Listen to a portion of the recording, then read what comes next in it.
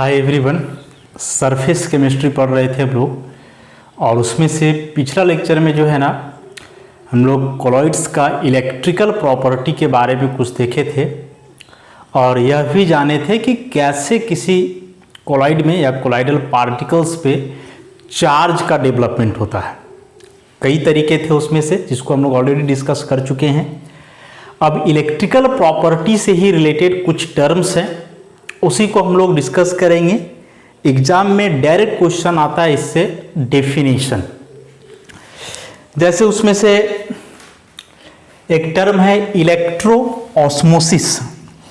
देखो, ऑस्मोसिस का मतलब हम लोग ऑलरेडी पढ़ चुके हैं सॉल्यूशन चैप्टर में। ऑस्मोसिस में क्या होता था कि solvent molecules semi permeable membrane से होकर के lower to higher concentration move करते थे। तो उस बात को हम लोग बोलते थे ऑस्मोसिस, कि the phenomenon of movement of solvent molecules from a region of lower to higher concentration through SPM semi permeable membrane is called osmosis. यहाँ है इलेक्ट्रोऑस्मोसिस, मतलब ऑस्मोसिस ही यहाँ होने वाला है। मतलब ऑस्मोसिस में जो सेटअप होते थे, सेमी परमिएबल मेम्ब्रेन का रिक्वायरमेंट होता था, वो यहाँ भी होगा। लेकिन इलेक्ट्रो वर्ड लग गया, इसका मतलब यहाँ हम लोग इलेक्ट्रिक फील्ड भी अप्लाई करने वाले हैं। इलेक्ट्रिसिटी भी यहाँ लगेगा, इलेक्ट्रिक फील्ड भी हम लोग यहाँ से क्या करेंगे, अप्लाई करेंगे। इलेक्ट्रो ऑस्मोसिस के लिए यह एक सेटअप है। सेटअप में क्या है कि ये दोनों जो ट्यूब लगाए गए हैं वह डिस्पर्सन मीडियम के लिए है। इधर से डिस्पर्सन मीडियम लाया जाएगा, जो भी डिस्पर्सन मीडियम हो, वाटर जो भी हो, सबको इस तरफ से लाना है। ये रीजन डिस्पर्सन मीडियम को बता रहा है, ये वाला रीजन भी डिस्पर्सन मीडियम को ही बतला रहा है। ये कॉर्क लगा हुआ है इस ट्यूब को बंद करने के लिए। यहाँ स्टॉपर है, इसको खोल करके यहाँ से कोलॉइडल सिस्टम को हम लोग इसमें इंसर्ट कर सकते हैं, कोलॉइड को डाल सकते हैं। मतलब ये पूरा 3 कंपार्टमेंट में बटा हुआ है, 1 2 3। ये दोनों जो किनारे वाले कंपार्टमेंट्स हैं इसमें डिस्पर्सन मीडियम है और बीच वाला जो कंपार्टमेंट है इसमें क्या है, कोलॉइडल सिस्टम है। कोलॉइडल सिस्टम मतलब इसमें 2 चीज हुए, अब डिस्पर्स फेज और डिस्पर्सन मीडियम। और ये जो दोनों किनारे वाले कंपार्टमेंट्स हैं जिधर डिस्पर्सन मीडियम है, उसी में इलेक्ट्रिक फील्ड अप्लाई किया गया है। इधर लगाया गया है नेगेटिवली चार्ज्ड प्लेट जो कि कैथोड का काम करेगा। इधर लगाया गया है पॉजिटिवली चार्ज्ड प्लेट जो कि एनोड का काम करेगा। तो यह सेटअप है। ये दोनों सेमी परमिएबल मेम्ब्रेन है। अब क्या होगा सो देखो, जैसे मान लो कि जो कोलॉइडल सिस्टम है इसमें 2 चीज है। ये जो ब्लैक से ऐसे डॉट डॉट दिखा रहे हैं, मान लो यह डिस्पर्स्ड फेज है, और ऐसे जो ब्लू से दिखा रहे हो मान लो डिस्पर्सन मीडियम है। पहले ये बताया कि dispersion medium is just like solvent in your solution. तो यहाँ भी डिस्पर्सन मीडियम के पार्टिकल का size generally dispersed phase particle से क्या होगा, छोटा होगा।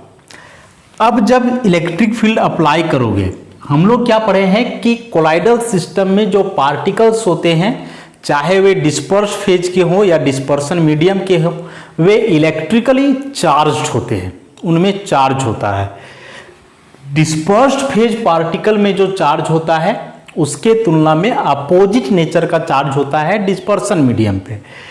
यदि ये जो डिस्पर्सन मीडियम है, ये ब्लू वाला यहां बतला रहा है डिस्पर्सन मीडियम को, डिस्पर्सन मीडियम को, और ये जो ब्लैक वाला है यह बता रहा है डिस्पर्स फेज पार्टिकल को। समझने के लिए हम लोग ऐसा किए हैं, डिस्पर्स फेज पार्टिकल को। अब क्या होगा कि जब इलेक्ट्रिक फील्ड अप्लाई करोगे तो ये जो बीच वाला कंपार्टमेंट में कोलॉइडल सिस्टम है, इसके पार्टिकल्स इधर उधर मूव करना शुरू करेंगे। जिस पे पॉजिटिव चार्ज है वो नेगेटिव प्लेट की तरफ मूव करेगा, और जिस पे नेगेटिव चार्ज है वो पॉजिटिव प्लेट की तरफ मूव करेगा, मतलब पॉजिटिव टर्मिनल की तरफ।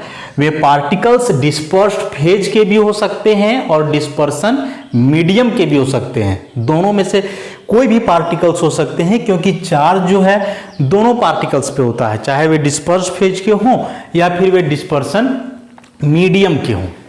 तो जब इलेक्ट्रिक फील्ड अप्लाई करेंगे और यहाँ के जो पार्टिकल्स है इधर उधर मूव करना शुरू करेंगे, तो मैंने क्या बतलाया कि positively charge particle negative electrode की तरफ जाएगा, मतलब कैथोड की तरफ, और पॉजिटिव जो नेगेटिवली चार्ज है वो आएगा पॉजिटिव की तरफ, मतलब एनोड की तरफ। तो चार्ज तो दोनों पे हो सकता है, डिस्पर्स फेज और डिस्पर्सन मीडियम। अब मान लो कि जो कोलॉइडल सिस्टम है, ठीक, इसमें यह जो डिस्पर्स फेज पार्टिकल है इस पे पॉजिटिव चार्ज है और जो डिस्पर्सन मीडियम का है उस पर नेगेटिव चार्ज है, ठीक। तो जब इलेक्ट्रिक फील्ड अप्लाई करोगे तो क्या होगा, ये नेगेटिव चार्ज वाला पार्टिकल ये पॉजिटिव की तरफ मूव करना चाहेगा और ये जो पॉजिटिव वाला है वो नेगेटिव की तरफ मूव करना चाहेगा। तो ये पॉजिटिव वाला नेगेटिव की तरफ मूव करके जाएगा, लेकिन यहाँ ये जो होल है पोरस एसपीएम, इससे डिस्पर्स फेज का पार्टिकल पास नहीं कर पाएगा। क्यों? क्योंकि डिस्पर्स फेज पार्टिकल का साइज बड़ा होता है और यहाँ जो होल है छिद्र ये छोटा होता है, तो ये जाएगा यहाँ, लेकिन इस तरफ क्रॉस नहीं कर पाएगा, रुक जाएगा यहीं पे। लेकिन जब ये डिस्पर्सन मीडियम वाला पार्टिकल इधर आएगा तो आसानी से पास कर जाएगा, ऐसे आसानी से ही पास कर जाएगा, क्योंकि डिस्पर्सन मीडियम पार्टिकल का साइज ये जो होल होता है इसके तुलना में छोटा होता है, तो ये आसानी से इस तरफ आ जाएगा। और जब इधर डिस्पर्सन मीडियम का बढ़ेगा अमाउंट तो फिर सब इधर से बाहर भी निकल जाएगा, ऐसे करके। समझ रहे हो? तो डिस्पर्स फेज के पार्टिकल इसमें मूव नहीं करते हैं डिस्पर्सन मीडियम, क्योंकि हम लोग एसपीएम लगा दिए हैं। तो एसपीएम में क्या होता है कि सेमी परमिएबल मेम्ब्रेन से डिस्पर्स फेज के पार्टिकल पास नहीं करते हैं, केवल डिस्पर्सन मीडियम के पार्टिकल पास करते हैं, जैसा कि ऑस्मोसिस में होता है, केवल सॉल्वेंट मॉलिक्यूल पास करते हैं, सॉल्यूट के नहीं। उसी प्रकार से यहाँ है। सेम वे में यदि इसके उल्टा मान लिया जाए, उल्टा क्या मान लें कि डिस्पर्सन मीडियम पे प्लस चार्ज हो और डिस्पर्स फेज पे माइनस हो, तो इस बारी उल्टा होगा। ये जो डिस्पर्स फेज का पार्टिकल है माइनस वाला वो प्लस की तरफ आएगा और ये जो प्लस वाला डिस्पर्सन मीडियम है वो माइनस की तरफ जाएगा। तो इस बार भी डिस्पर्स फेज का पार्टिकल इस तरफ नहीं क्रॉस कर पाएगा बड़ा साइज होने के चलते, जबकि डिस्पर्सन मीडियम का पार्टिकल आसानी से इधर क्रॉस करके आ जाएगा। तो अपोजिट चार्ज वाले जो इलेक्ट्रोड्स हैं उसके तरफ माइग्रेशन होता है चार्ज्ड पार्टिकल का। तो इलेक्ट्रिक फील्ड के इन्फ्लुएंस में किसी भी कोलाइडल सिस्टम के डिस्पर्सन मीडियम का जो मूवमेंट होता है इसी को हम लोग बोलते हैं इलेक्ट्रोओस्मोसिस। बड़ा आसान सा हुआ डिफिनेशन इसका कि the phenomenon in which the molecules of the dispersion medium are allowed to move under the influence of an electric field whereas colloidal particles are not allowed to move is called electroosmosis। कि वह phenomenon जिसमें dispersion medium के जो particles हैं molecules वे electric field के प्रभाव में इधर उधर मूव करते हैं अपोजिट इलेक्ट्रोड्स की तरफ, जबकि डिस्पर्स फेज के पार्टिकल्स नहीं। क्यों? तो बता दिए, ये सब पोर साइज के चलते होता है और इसी फिनोमेनन को हम लोग बोलते हैं इलेक्ट्रोओस्मोसिस। अब क्या होता है कि आयनों का इधर उधर माइग्रेशन से, मतलब इस कंपार्टमेंट से इस तरफ आ गया या इधर से इस तरफ चला गया, तो देखो यहाँ जो डिस्पर्सन मीडियम है ऑलरेडी चार्ज्ड है, यहाँ का भी डिस्पर्सन मीडियम चार्ज्ड है और फिर से इधर डिस्पर्सन मीडियम का ही पार्टिकल आ रहा है माइग्रेट करके। तो ऐसे क्या होगा कि ये दो कंपार्टमेंट के बीच या दो मीडियम के बीच एक पोटेंशियल डिफरेंस सेटअप हो जाता है और उस पोटेंशियल डिफरेंस को हम लोग बोलते हैं स्ट्रीमिंग पोटेंशियल। स्ट्रीमिंग पोटेंशियल याद रखोगे। जैसे इधर मान के चलो कि भी नेगेटिव है, लेकिन इस तरफ जो आएगा डिस्पर्सन मीडियम का पार्टिकल वो तो पॉजिटिवली चार्ज आएगा ना, पॉजिटिवली चार्ज आएगा इधर, और जबकि पहले से यहाँ क्या है नेगेटिव, तो अपोजिट चार्ज हो जाएगा, तो यहाँ पोटेंशियल डिफरेंस डेवलप होगा और उसी को हम लोग बोलते हैं स्ट्रीमिंग पोटेंशियल। तो यही है इलेक्ट्रोओस्मोसिस। एग्जाम में यदि डेफिनेशन आता है तो इसको हम लोग ऐसे ही फिगर के साथ जो है एक्सप्लेन करेंगे। अब जैसे हम लोग इलेक्ट्रोओस्मोसिस पढ़े तो इलेक्ट्रोओस्मोसिस में हम लोग क्या देखें कि इसमें जो है डिस्पर्सन मीडियम के पार्टिकल्स मूव कर रहे हैं, इसी का उल्टा होता है इलेक्ट्रोफोरेसिस।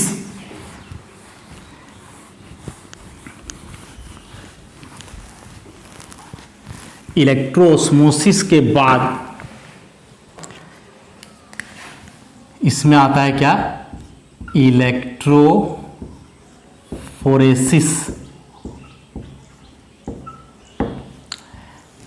अब इलेक्ट्रोफोरेसिस क्या है, तो देखो इलेक्ट्रोऑस्मोसिस में हम लोग क्या किए थे कि डिस्पर्सन मीडियम के जो पार्टिकल्स थे उनका मूवमेंट देखे इलेक्ट्रिक फील्ड में। इलेक्ट्रोफोरेसिस में इस बार कोलॉइडल पार्टिकल्स मतलब डिस्पर्स्ड फेज के पार्टिकल्स इधर उधर मूव करेंगे, डिस्पर्सन मीडियम से यहां हम लोगों को कोई मतलब नहीं है। तो डेफिनेशन लिख सकते हैं कि the phenomenon of migration of colloidal particles या the phenomenon of migration of colloidal particles towards either of the electrodes under the influence of applied electric field is called electrophoresis, is called electrophoresis. बोला है कि जब electric field हम लोग apply करते हैं, जैसे कोई कोलाइडल सिस्टम है, मान लो जैसे हम लोग इलेक्ट्रोलाइसिस पढ़े हैं, ठीक, या कोई कोलाइडल सिस्टम है और इसमें मान लें हम लोग 2 इलेक्ट्रोड लगा दें पॉजिटिव नेगेटिव करके, पॉजिटिव वाला एनोड और नेगेटिव वाला कैथोड। अब ये जो कोलाइडल सिस्टम है इधर वाइट जुड़ा हुआ रहेगा, तो कोलाइडल सिस्टम में बताया कि प्लस माइनस दोनों चार्ज के पार्टिकल होते हैं। यदि डिस्पर्स फेज पे पॉजिटिव चार्ज है तो डिस्पर्सन मीडियम पे क्या होगा, नेगेटिव होगा। तो जब इलेक्ट्रिक फील्ड अप्लाई करोगे तो जो प्लस चार्ज वाला पार्टिकल है वो मूव करेगा माइनस वाला इलेक्ट्रोड की तरफ, कैथोड की तरफ, और जो माइनस चार्ज वाला है वो मूव करेगा प्लस वाला एनोड की तरफ। तो यहाँ कोलाइडल पार्टिकल्स में अब दोनों आ गए, डिस्पर्स फेज के पार्टिकल भी और डिस्पर्सन मीडियम के पार्टिकल भी, तो यहाँ दोनों का मूवमेंट पॉसिबल है।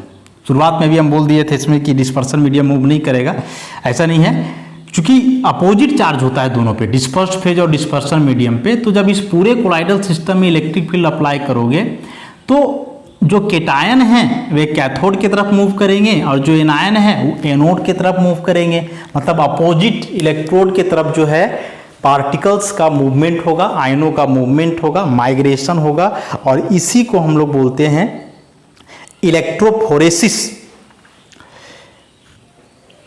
अब इसमें भी एक पोटेंशियल डेवलप होता है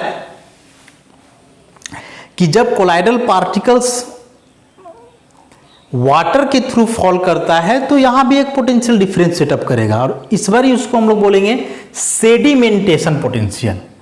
वहां स्ट्रीमिंग पोटेंशियल बोल रहे थे, यहां सेडिमेंटेशन पोटेंशियल, सेडिमेंटेशन पोटेंशियल। कब, जब डिस्पर्सन मीडियम वाटर का इस्तेमाल किया जाए तब। जैसे मान लो कि फेरिक हाइड्रोक्साइड एक कोलाइडल सिस्टम है, तो ferric hydroxide positively charged colloidal system है, तो जब इसको यहां रखोगे तो चूंकि यह पॉजिटिवली चार्ज है तो ऑब्वियसली यह नेगेटिव इलेक्ट्रोड की तरफ जाएगा, मतलब किसकी तरफ जाएगा, कैथोड की तरफ। तो यही जो कोलाइडल पार्टिकल का माइग्रेशन है, मूवमेंट है इलेक्ट्रिक फील्ड के प्रेजेंस में, इसी फिनोमिनन को हम लोग बोलते हैं इलेक्ट्रोफोरेसिस। यहां क्लियर नहीं किया गया है कि डिस्पर्स्ड फेज के पार्टिकल मूव करेंगे या डिस्पर्सन मीडियम का, बस कोलाइडल पार्टिकल का बात किया गया है। तो जनरली माइग्रेशन दोनों का पॉसिबल हो सकता है, लेकिन जैसे मान लें कि यदि हम लोग यहाँ डिस्पर्सन मीडियम वाटर है तो वाटर तो न्यूट्रल हो गया ना, तो न्यूट्रल हो गया तो वो माइग्रेशन शो नहीं करेगा। उस केस में जो कोलाइडल पार्टिकल है जिस पर चार्ज है वही माइग्रेशन शो करेंगे। तो ये दोनों इंपॉर्टेंट टर्म थे, इलेक्ट्रोऑस्मोसिस और इलेक्ट्रोफोरेसिस। डेफिनेशन याद कर लेना है इसका। अब इसमें एक और इंपॉर्टेंट टर्म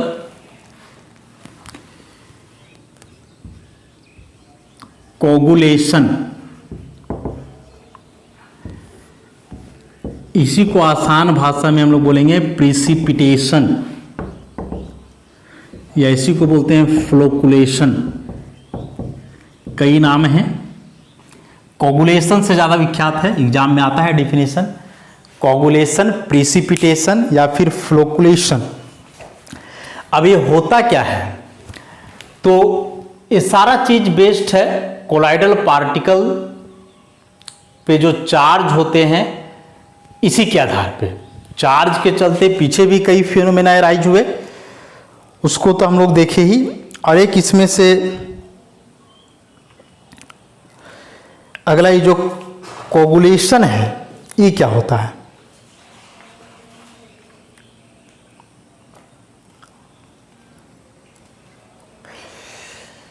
तो जैसे जो हम लोग पढ़े पीछे की कोलॉइडल सिस्टम या जो कोलॉइडल पार्टिकल्स होते हैं ये चार्ज्ड होते हैं,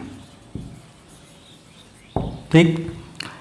और चार्ज होने के चलते ही जो है ये अस्टेबल होते हैं। अब मान लिया जाए कि जो कोलाइडल पार्टिकल है इस पे प्लस चार्ज है, ठीक। कोलाइडल पार्टिकल पे क्या है? प्लस चार्ज है। अब इस कोलाइडल सिस्टम में हम लोग बाहर से कोई इलेक्ट्रोलाइट ऐड करें, इलेक्ट्रोलाइट मतलब जो आयंस प्रोवाइड करेगा।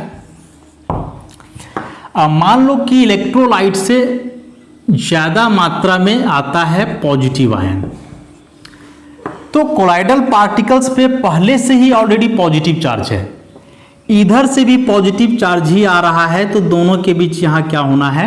रिपल्सन। और जब रिपल्सन होगा तो ये पार्टिकल इधर मूव कर जाएगा, ये पार्टिकल इस तरफ मूव करेगा। मतलब पार्टिकल फिर इस केस में इधर उधर मूव करने लगेंगे, वे स्थिर नहीं होंगे, सेटल डाउन जो है नहीं होंगे। लेकिन यदि कोलाइडल सिस्टम पे पॉजिटिव चार्ज है कोलाइडल पार्टिकल पे, और जो हम लोग इलेक्ट्रोलाइट ऐड कर रहे हैं इस पे नेगेटिव हो, ये नेगेटिव चार्ज वाला आयन ज़्यादा सप्लाई कर रहा हो, तो कोलाइडल पार्टिकल पे पॉजिटिव चार्ज है, इधर से आ रहा है नेगेटिव चार्ज, तो ये पॉजिटिव नेगेटिव मिलकर के हो जाएगा न्यूट्रल। और जब कोई पार्टिकल न्यूट्रल हो जाए तो वह फिर इधर उधर मूव नहीं करेगा, बल्कि वह सेटल डाउन हो जाएगा, नीचे बैठ जाएगा, इन द फॉर्म ऑफ पीपीटी, मतलब प्रिसिपिटेट। और इसी फेनोमेनन को हम लोग बोलते हैं कोगुलेशन। मतलब जब किसी कोलॉइडल सिस्टम में किसी इलेक्ट्रोलाइट का एक एप्रिसिएबल अमाउंट उसमें ऐड करते हैं, तो ऐसा होने से जो कोलाइडल पार्टिकल्स चार्ज पोचेज किए रहते हैं वे डिस्चार्ज हो जाते हैं, क्योंकि अपोजिट चार्ज का आयन इधर से मिलता है। और डिस्चार्ज मतलब न्यूट्रल हो जाने के चलते वे सेटल डाउन कर जाते हैं, नीचे बैठ जाते हैं, in the form of precipitate. And this phenomenon of precipitation of colloidal particles due to the excess addition of suitable electrolyte is called coagulation. कि जब किसी कोलॉइडल सिस्टम में किसी सुटेबल इलेक्ट्रोलाइट कहने का मतलब कि जैसे कोलॉइडल सिस्टम पे पॉजिटिव चार्ज है तो इसके लिए सुटेबल इलेक्ट्रोलाइट हुआ जो नेगेटिव आयन ज़्यादा प्रोवाइड करेगा। यदि इस पर नेगेटिव चार्ज है तो सुटेबल इलेक्ट्रोलाइट हुआ जो पॉजिटिव आयन ज़्यादा सप्लाई करेगा, ऐसा। तो जब किसी कोलॉइडल सिस्टम में सुटेबल इलेक्ट्रोलाइट का एक्सेस अमाउंट, मतलब इतना कि उसका प्रिसिपिटेशन हो जाए, ऐड किया जाता है, तो उससे होता क्या है कि कोलाइडल पार्टिकल्स जो चार्ज पोजेज किए रहते हैं उनका चार्ज न्यूट्रलाइज कर जाता है और वे सेटल डाउन हो जाते हैं in the form of precipitate. And this phenomenon is called coagulation. Best example इसका है दूध से दही बनना। दूध में क्या होता है कि लिक्विड फैट और वाटर, जो लिक्विड फैट डिस्पर्स्ड फेज है और वाटर डिस्पर्सन मीडियम है, तो ये दोनों आपस में जुड़े हुए रहते हैं, तो दूध देखने में होमोजीनियस लगता है। लेकिन जब उसमें हम लोग कोई खट्टा चीज़ मिलाते हैं तो वह एक प्रकार से इलेक्ट्रोलाइट का काम करता है और जा कर के उसका कोगुलेशन हो जाता है दूध का, और वह कन्वर्ट हो जाता है दही में। कन्वर्ट होने से क्या होता है कि उसका लिक्विड फैट प्रिसिपिटेट कर जाता है, जो वाइट वाइट सॉलिड टाइप का हम लोग को लगता है, और वाटर अलग हो जाता है। तो दूध से दही बनना जो है एक बहुत ही कॉमन एग्जाम्पल है किसका, कोगुलेशन का, या इसी को हम लोग बोलते हैं flocculation.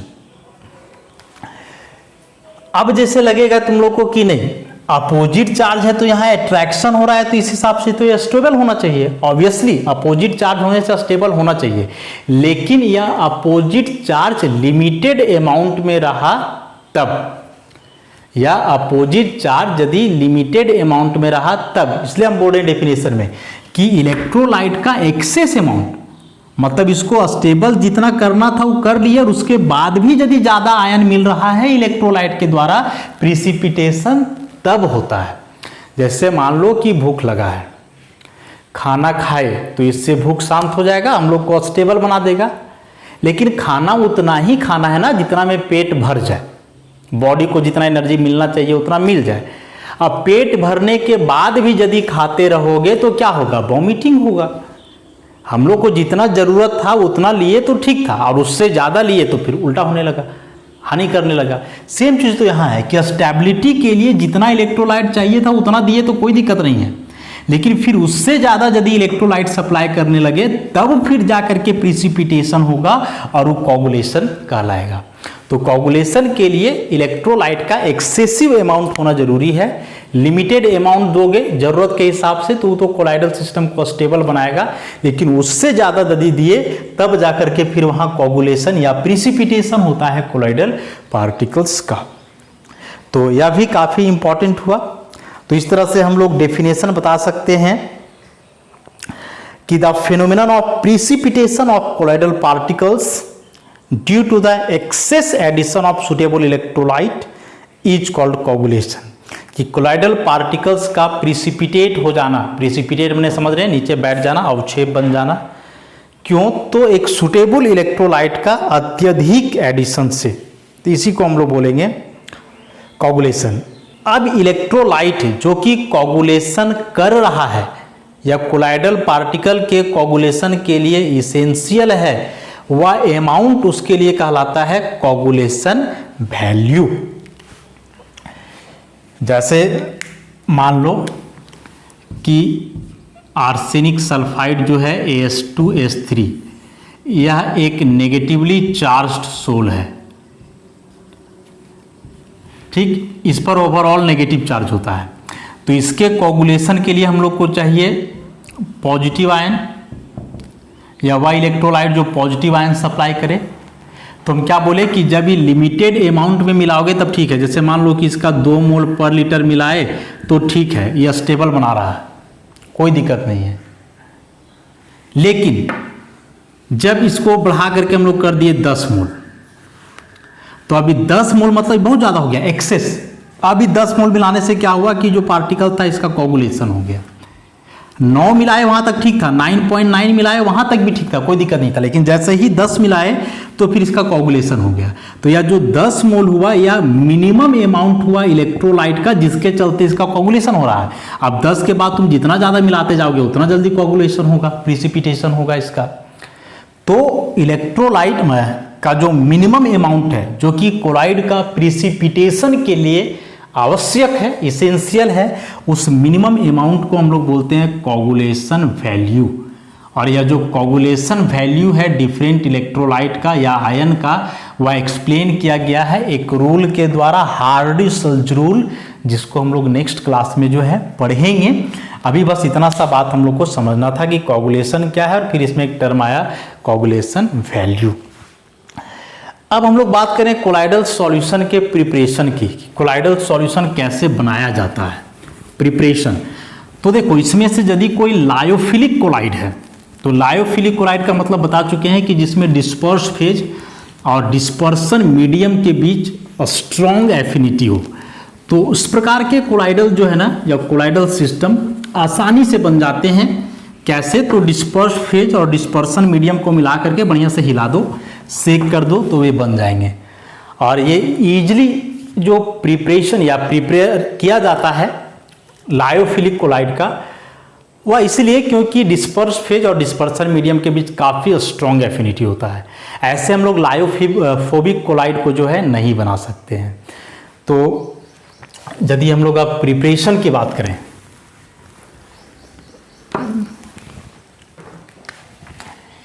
Preparation of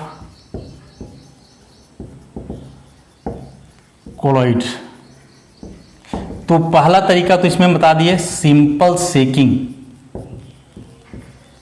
simple seeking of dispersed phase, DP dispersed phase समझोगे, एंड डिस्पर्सन मीडियम, कि डिस्पर्स्ड फेज और डिस्पर्सन मीडियम को आपस में मिला करके सिंपली उसको अच्छे से सेक कर दिए, हिला दिए, तो इस तरह से बन जाएगा। और यह प्रिपरेशन पॉसिबल है किसके लिए? लायोफिलिक कोलाइड के लिए, क्योंकि उसमें डिस्पर्स्ड फेज और डिस्पर्सन मीडियम के बीच जो है स्ट्रॉन्ग एफिनिटी होता है। दूसरा केमिकल मेथड भी है। केमिकल मेथड मतलब केमिकल रिएक्शन करवा करके, दो अलग अलग सब्सटेंस है, दोनों का केमिकल रिएक्शन करवाया जाए तो वहाँ भी कोलॉइड का फॉर्मेशन होता है। जैसे आर्सेनिक ऑक्साइड से यदि हाइड्रोजन सल्फाइड गैस पास करवाया जाए, हाइड्रोजन सल्फाइड गैस पास करवाया जाए तो यहाँ डबल डिस्प्लेसमेंट रिएक्शन होगा और ये बन जाएगा आर्सेनिक सल्फाइड का कोलॉइडल सिस्टम। डबल डिस्प्लेसमेंट हुआ, ऑक्सीजन डिस्प्लेस कर गया किसके द्वारा? सल्फर के द्वारा।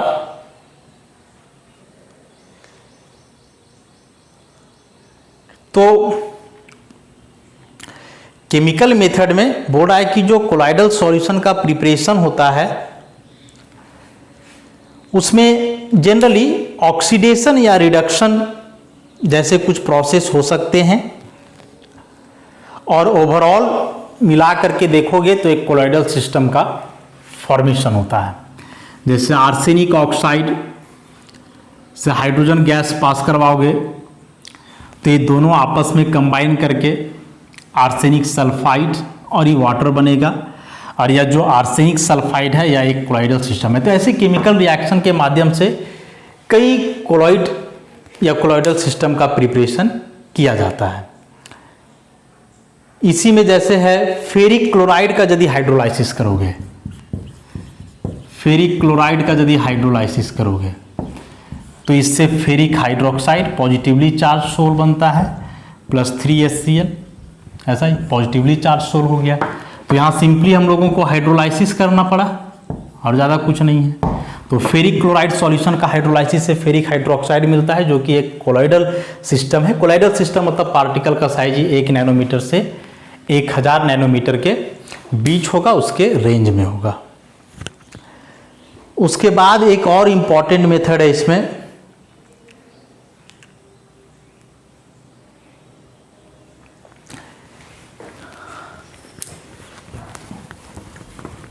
कोलॉइडल सिस्टम बनाने का, जिससे मेनली मेटल्स का सोल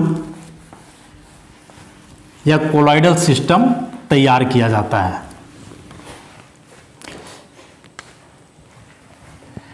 जिसको हम लोग बोलते हैं ब्रिज आर्क मेथड।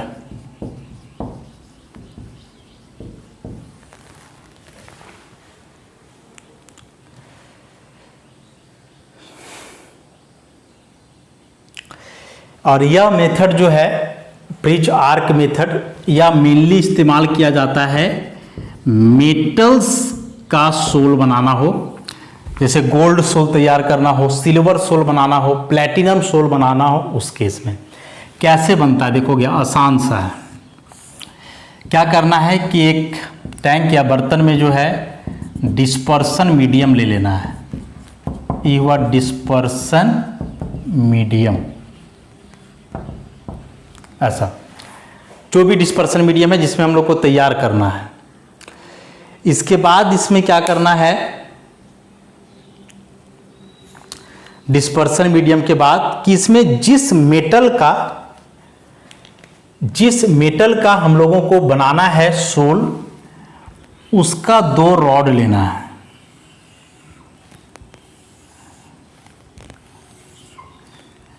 ये मेटल रॉड है।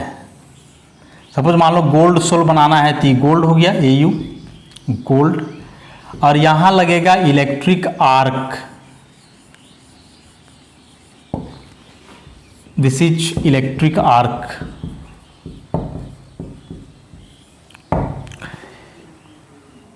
अब इसको क्या करो कि इधर इलेक्ट्रिक फील्ड से कनेक्ट करो। एक तरफ पॉजिटिव टर्मिनल हो जाएगा, एक तरफ नेगेटिव। तो ये दोनों जो मेटल रॉड्स हैं ये काम करेंगे इलेक्ट्रोड्स का। ठीक, क्या क्या बात बतलाए। एक बर्तन हुआ, उसमें डिस्पर्सन मीडियम लिए और जिस मेटल का कोलॉइडल सॉल्यूशन बनाना है उसी मेटल का 2 रॉड लिए। पतला सा रॉड, बहुत मोटा नहीं लेना है। दोनों को electric field negative positive terminal बना दिए हम लोग वायर से कनेक्ट करके। और अब जो ये पूरा बर्तन है जिसमें कि मेटल का रॉड डूबा हुआ है, जिसमें इलेक्ट्रिक फील्ड अप्लाइड है इलेक्ट्रिक आर्क के थ्रू, इसको आइस बाथ में रख देना है। मतलब इसके बाद फिर से यहाँ एक बड़ा बर्तन लेना है, बड़ा बर्तन, और इसमें आइस बाथ इसको बोलते हैं। मतलब बर्फ रहेगा, या यदि वाटर यदि है तो 0 डिग्री सेल्सियस से कम रखोगे तो ऑलरेडी आइस बन जाएगा। आइस बाथ इसको बोलते हैं। ये वैसे ही नहीं लटका हुआ रहेगा, यहाँ स्टैंड रहता है। लेकिन ध्यान रखोगे कि यह जो बर्तन है जिसमें डिस्पर्सन मीडियम और मेटल का रॉड डूबा हुआ है, ई जो है इस आइस बाथ में जो है डूबा हुआ रहना चाहिए, ऐसा। तो यही सेटअप है कि एक बर्तन जिसमें डिस्पर्सन मीडियम, इसमें मेटल के 2 रॉड्स, और वही मेटल का रॉड लेना है जो या जिसका सोल या जिसका कोलॉइडल सिस्टम हम लोग को तैयार करना है। इसको इलेक्ट्रिक फील्ड मतलब वायर के थ्रू कनेक्ट करेंगे। यहाँ इलेक्ट्रिक आर्क लगा हुआ है। इलेक्ट्रिक आर्क मतलब इसी के चलते यहाँ हीट होगा। ये भी मेटल का ही रहेगा जो मेटल यहाँ लिए हैं। और इस पूरे सिस्टम को जो है आइस बाथ में डुबा देना है। अब क्या होगा सो देखो कि जब इधर से हाई वोल्टेज प्रोवाइड होगा, वेरी हाई, इतना हाई वोल्टेज कि यह जो मेटल है ये वेपोराइज करने लगे, मतलब मेल्ट करने लगे। पहले मेल्ट करेगा और मेल्ट करने के बाद क्या होगा, वेपोराइज करेगा। ठीक, तो जब यह मेटल मेल्ट करेगा तो मेल्ट करके क्या होगा कि धीरे धीरे ये पिघल करके इस डिस्पर्सन मीडियम में आने लगेगा। रॉड देखोगे धीरे धीरे पतला होने लगेगा, क्योंकि जो इसके एटम्स हैं वे तो वेपोराइज कर गए मेल्टिंग के बाद। अब चूंकि यह डिस्पर्सन मीडियम में डूबा हुआ है तो ये ऊपर नहीं जा पाएगा, इसी में रह जाएगा। और आर्क यहाँ लगा हुआ है तो हीटिंग जनरली यहीं ज़्यादा प्रोड्यूस होगा। तो इससे क्या होगा कि जो रॉड लगाए हैं मेटल का, यह मेल्ट करके वेपोराइज करेगा। और जब वेपोराइज करेगा तो इसके एटम्स जो है जाकर के इस डिस्पर्सन मीडियम में आ जाएंगे। तो यहाँ जो इलेक्ट्रिक फील्ड अप्लाई किए इसके थ्रू क्या हो रहा है कि हीट प्रोड्यूस हो रहा है। तो हीट प्रोड्यूस होने से पिघल गया, ये पिघलने से क्या हुआ कि इसके एटम्स यहाँ से निकले और जाकर के डिस्पर्सन मीडियम में मिल गए। अब ये जो पूरा सिस्टम है ये तो आइस बाथ में डूबा हुआ है। और आइस बाथ का यहाँ क्या काम है, कूलिंग का। इधर इलेक्ट्रिसिटी से जो है हीटिंग प्रोड्यूस हुआ, हीट प्रोड्यूस हुआ, और बाहर से जो आइस बाथ लगाए हैं ये कूलिंग जो है काम करेगा, कूलिंग का। तो कूलिंग का काम करने से क्या होगा कि यहाँ जो डिस्पर्सन मीडियम जो पूरा लिक्विड के फॉर्म में था, जिसमें कि यह मेटल का पार्ट आया, डिजॉल्व हुआ, अब वो धीरे धीरे कंडेंस्ड होने लगेगा, मतलब धीरे धीरे जमने लगेगा। और जम करके जो है कोलॉइड का निर्माण करेगा। और इसी मेथड को, जिससे कि कोलॉइडल सिस्टम बनाया जाता है किसी मेटल का, इसी को हम लोग जो है ब्रेज आर्क मेथड के नाम से जानते हैं। और सिंपल था क्या इसमें हम सेटअप बताया, एक बार फिर से रिपीट करते हैं कि एक बर्तन लिए डिस्पर्सन मीडियम, उसमें मेटल का रॉड जिसका कि सोल या कोलॉइडल सिस्टम बनाना है, उसको लिए। ये दोनों रॉड को जो है इधर इलेक्ट्रिक फील्ड मतलब 2 चार्ज प्लेट से इसको कनेक्ट करेंगे। यहाँ इलेक्ट्रिक आर्क लगा हुआ है। अब क्या होगा कि जब इधर से हम लोग हाई वोल्टेज का इलेक्ट्रिसिटी प्रोवाइड करेंगे, इतना वोल्टेज होना चाहिए कि यह मेटल जो है मेल्ट कर जाए। और जब ये मेल्ट करेगा तो इसके एटम धीरे धीरे यहाँ रॉड से हट करके जाके डिस्पर्सन मीडियम में मिलेंगे, उसमें डिजॉल्व करेंगे। डिजॉल्व करने से ये सॉल्यूशन के फॉर्म में रहेंगे। लेकिन चूंकि यह पूरा सिस्टम आइस बाथ में डूबा हुआ है तो आइस बाथ के चलते क्या होगा, यहाँ कूलिंग भी होगा। और कूलिंग होने के चलते या जो पूरा का पूरा लिक्विड फॉर्म में था वह धीरे धीरे कोलाइडल फॉर्म में कन्वर्ट होना शुरू होगा और फिर जो यहाँ पार्टिकल्स बनेंगे उनका साइज कोलाइडल रेंज में होगा और इस तरह से प्रिपरेशन हो जाता है किसका, कोलॉइडल सिस्टम का। इसी को हम लोग इलेक्ट्रिकल डिसइंटीग्रेशन भी बोलते हैं या ब्रिज आर्क मेथड तो हुआ ही। इसके बाद फिर अब आता है पेप्टाइजेशन।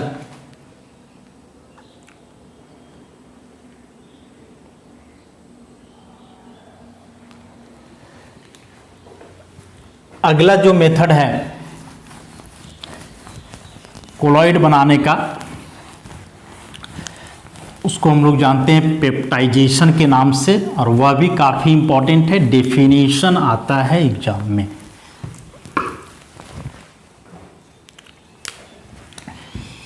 पेप्टाइजेशन या कोगुलेशन का उल्टा है। देखोगे जैसे हम क्या बोले कि यदि पॉजिटिवली चार्ज कोलाइडल पार्टिकल है तो इधर से कोई नेगेटिव आयन आएगा तो इसको न्यूट्रलाइज कर देगा और जब न्यूट्रलाइज हो जाएगा तो सेटल डाउन हो जाएगा, नीचे बैठ जाएगा और इस प्रोसेस को हम लोग बोलते हैं कोगुलेशन।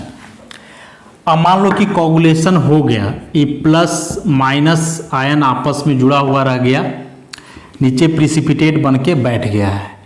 अब फिर से इसमें कोई इलेक्ट्रोलाइट मिलाओ, इलेक्ट्रोलाइट बार बार बता रहे हैं जो सूटेबल आयन प्रोवाइड करे, और इस बार इलेक्ट्रोलाइट मिलाओ तो मान लो कि इलेक्ट्रोलाइट वही आयन सप्लाई कर रहा हो जो चार्ज पहले से कोलाइडल पार्टिकल पे है। तो पहले से कोलाइडल पार्टिकल पे पॉजिटिव चार्ज है तो यह इलेक्ट्रोलाइट भी मेनली पॉजिटिव चार्ज को सप्लाई करे। तो जब ये पॉजिटिव चार्ज आएगा तो क्या होगा कि सेम चार्ज के बीच रिपल्सन होगा, हालांकि इधर से अट्रैक्शन भी हो रहा है लेकिन इस तरफ से रिपल्सन होगा क्योंकि ई वाला हम लोग को बहुत ज़्यादा मिलाना है प्लस वाला, ऐसा। तो अट्रैक्शन से ज़्यादा यहाँ रिपल्सन होगा, जब रिपल्सन होगा तो क्या होगा कि आयन फिर यहाँ से हट जाएगा, इससे दूर चला जाएगा और जब दूर चला जाएगा तो फिर ये आयन इधर उधर मूव करने लगेगा। तो जो पहले से जमा हुआ था अब वो जमा हुआ नहीं रहेगा, थोड़ा दूर दूर इधर उधर मूव करने लगेगा तो वह फिर से बदल जाएगा किसमें, कोलॉइडल सिस्टम में। शुरू में कोलाइड ही था, इलेक्ट्रोलाइट मिलाए जो कि अपोजिट चार्ज वाला आयन प्रोवाइड किया, तो ऐसा करने से क्या हुआ कि कोलाइडल पार्टिकल का डिस्चार्जिंग हुआ और वे सेटल डाउन हो गए, प्रिसिपिटेट बन गया, कोगुलेशन हो गया। अब वह जो प्रिसिपिटेट बना हुआ है उसमें फिर से कोई इलेक्ट्रोलाइट मिलाओ और इस बार वैसे इलेक्ट्रोलाइट को मिलाना है जो सेम चार्ज प्रोवाइड करे, जो चार्ज ऑलरेडी पहले से है कोलॉइडल सिस्टम पे या कोलॉइडल पार्टिकल पे। तो ऐसा करने से क्या होगा कि जब उस इलेक्ट्रोलाइट का बहुत ज़्यादा अमाउंट मिलाओगे तो सेम चार्ज के बीच रिपल्सन होगा और रिपल्सन होने से फिर वे एक दूसरे से दूर जाने लगेंगे और दूर जाने लगेंगे मतलब इधर उधर मूव करने लगेंगे। तो मूव करने लगेंगे मतलब जो पहले से एक जगह जमा था इधर उधर फैल जाएगा तो फिर से वह प्रिसिपिटेट से बदल जाएगा किसमें, कोलॉइडल सिस्टम में, और इसी फिनोमिनन को हम लोग बोलते हैं पेप्टाइजेशन। तो कोलॉइड को प्रिसिपिटेट में बदलना कहलाया कोगुलेशन और फिर प्रिसिपिटेट को कोलॉइड में बदलना कहलाया पेप्टाइजेशन। मतलब ऐसे लिखे हम लोग कि यदि कोई कोलॉइड है इसको बदले प्रिसिपिटेट, पीपीटी प्रिसिपिटेट में, तो इस प्रोसेस को हम लोग बोले कोगुलेशन और इस प्रिसिपिटेट को वापस बदल दिए कोलॉइड में तो इसको हम लोग बोले पेप्टाइजेशन, जस्ट उसका उल्टा। और ये दोनों फेनोमेनन के लिए जो है, दोनों काम करवाने के लिए कोई सुटेबल इलेक्ट्रोलाइट होना चाहिए जो सुटेबल आयन प्रोवाइड करता हो, जिस आयन का रिक्वायरमेंट है उस प्रकार के आयन का। तो यही था आज कुछ इंपॉर्टेंट टर्म हम लोग देखे, इलेक्ट्रोस्मोसिस, इलेक्ट्रोफोरेसिस और उसके बाद फिर ब्रिज आर्क मेथड और पेप्टाइजेशन, फिर कोगुलेशन। तो ये 5 इंपॉर्टेंट टर्म्स है, यही सब पे डेफिनेशन जनरली एग्जामिनेशन में आता है तो उसको वैसे ही याद कर लोगे, समझा हुआ है ही, और एक बार लाइन बाय लाइन नोट से पढ़ लेना है। तो अब एक लास्ट क्लास इस चैप्टर का बचा हुआ है जिसको हम लोग नेक्स्ट वीडियो में जो है डिस्कस करेंगे। आज के लिए इतना ही, धन्यवाद।